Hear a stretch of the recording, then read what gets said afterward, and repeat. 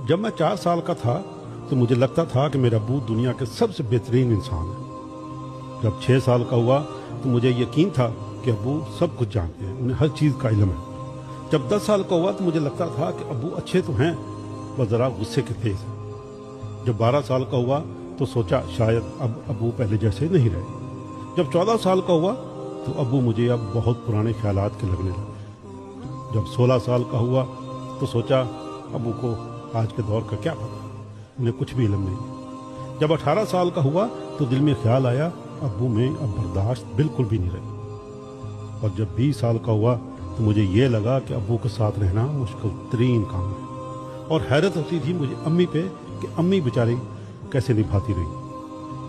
और जब 25 साल का हुआ तो लगता था कि अब्बू को मेरी हर बात पे और मेरे हर काम पे इतराज़ है।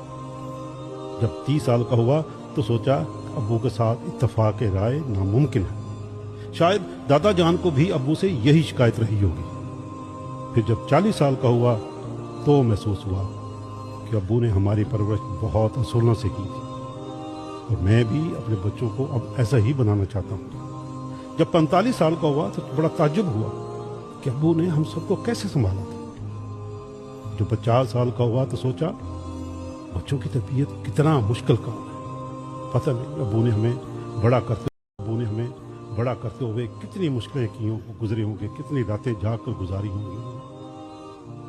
और जब 55 साल का हुआ तो एहसास हुआ अब्बू कितने दाना ज़हीन और कितने समझदार इंसान थे। और जब 60 साल का हुआ तो दिल से निकला अब्बू वाकई सबसे अच्छे थे।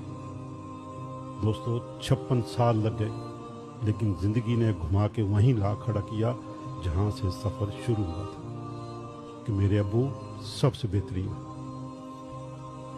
दोस्तों आइए जब तक हमारे माँ बाप जिंदा हैं उनसे मोहब्बत करें, उनकी खिदमत करें, दिल दुखाने वाले ना बनें। ये वक्त बहुत बेरहम है, कल को सिर्फ यादें रह जाएंगी।